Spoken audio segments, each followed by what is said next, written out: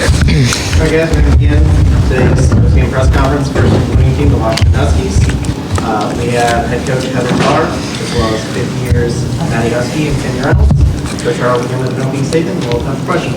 Well, first of all, I just want to say thanks to our fans, our support system. Nobody does it like we do it. Of course, we're biased, but we just feel so much support from our administration and everybody that surrounds us, to our parents, and I just want to say thanks to them. But I think even more than that, I say congratulations to McNeese. You know, a lot of people probably don't even recognize or know that program, unfortunately. Coach there does an amazing job. Like, he's someone I look up to as a coach, somebody who runs a great program but knows how to teach the game, and I admire that. But for our team to be able to recover from a tough loss in the first game, and the way it finished, we had a lot of momentum built. I know Bailey was super disappointed in herself, not coming through for these guys, but it was just an amazing, showing of what this team has the capacity to do. And we knew how many balls we hit hard in the first game.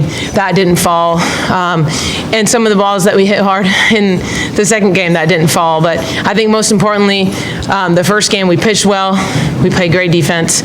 And then in the second game, we probably didn't do those two phases. And we said we're gonna have to have a slugfest. But once it got down to the sixth inning and we didn't do anything, we had no response for any of their runs. Momentum-wise, I mean, we could have just caved, but there's a greater spirit ahead of this team, and this team got this opportunity because there's something greater for it. Have you ever seen a game or been a part of a game that come back that good, that big in the last inning? Well, not in that last inning, but we showed a video to these guys from the 2017 team, and they probably get pissed off. I show them all the history and all the old things, and this is what you can be, and they're probably just tired of hearing that stuff because they want it to be about them. And I said, after this, you're the example. But there was a game against Utah on senior day at Utah, the last game of the season, that we were down 12-1, and the team found a way to not get run ruled 12-5, and then shortly thereafter, chip away, we ended up coming back in the seventh inning and finding a way to make the game 13-12. So, the dogs have good special chemistry, and that's what we try to breed here. I mean, it could be, super easy to give up. I know it was frustrating to watch. It was frustrating personally for me to watch, frustrating for them, but, like I said, something greater was guiding us, and it should give us an uber amount of belief in ourselves and what we're capable of doing. Is that the most improbable victory in program history? I mean, especially the way pitching going into that inning. Yeah, I mean, especially with those stakes. I mean, it could be one thing like just a random, end of the year game or something like that. But I mean, we were done. Like, these guys we were gonna tell you a different speech an hour ago. Like, this conversation was not gonna be this conversation, and it would have sucked. And when you're on your deathbed and you don't want to go down, it's pretty special to see what a group like this could come through with. Take me through that seventh inning. What's going through the entire dugout's head? What gets you guys all locked into the rally like that? Can we answer this too? Yeah, I think so. So we were talking about this a little bit after the game. Our youngs, we like to say our youngs, our underclassmen, they really kept us energized and into it.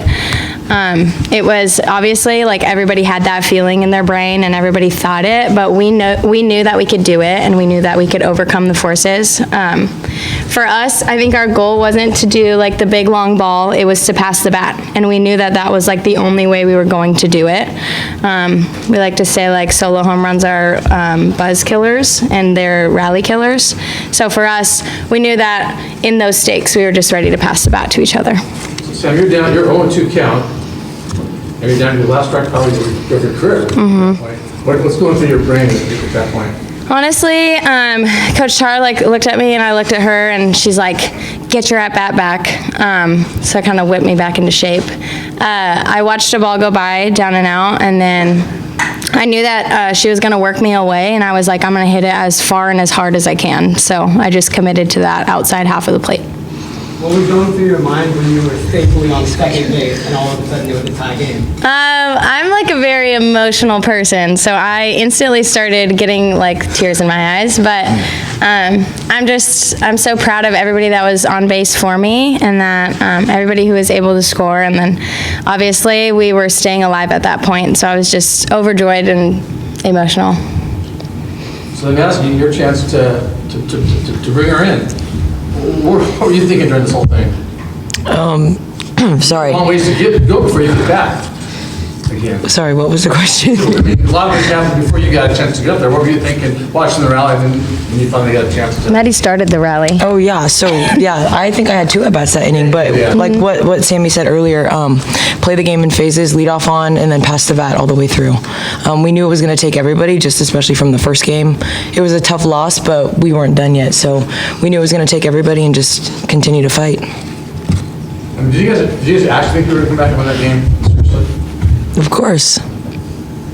Well, I think there's just like so many zeros that got up there, and like for this team to have a lot of zeros on it, again, like I say, like credit McNeese, credit like the greater forces. I mean, like we couldn't steal, we couldn't manufacture, we could not get anything going that first game, and you know, we hit some balls right on the screws, and we were just thinking, all right, once this thing gets unstuck, watch out. And like time was ticking, like the flame was like burning out, and you know, it's just a matter of time that this team is capable of it. It just was fortunate for us that we had more time to make it happen. And I just want to say how proud I am of Brooke Nelson.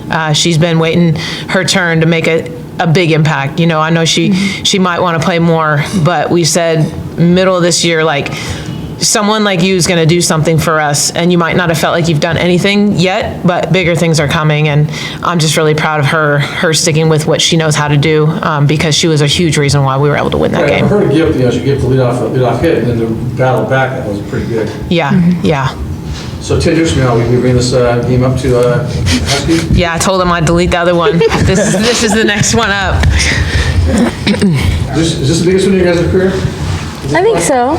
Yeah. I would say, yeah. It's just the Just to most recent. come back from a deficit like that. I mean, nobody, like, we don't pay attention to the scoreboard. It's like play the game in phases, but to come back being down 6 runs is like huge for our team, because I don't think we've had a comeback like that yet. So like what Coach Tarr said, it shows what we still have to come, you know, in the next coming weeks. Time for one more question.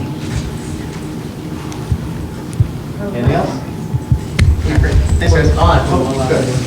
All right, you trusted Brooke Nelson to pitch in the 6th and the 7th inning, and she delivered, like, in style. What went behind such a big decision there, and, like, what gave you the confidence to let her go and make that happen? Yeah, I mean, it definitely like took a lot of like, okay, here we are in this situation, but I just think, like I said, like I believe in her, and I believe in the fact that she might not have done, like I said, something like massively significant for us this year, and that this was her moment and this was her time, and you could just tell in her body language how things were going to go for her, and she made that happen for herself. Thanks, everyone. Yeah, thank you guys.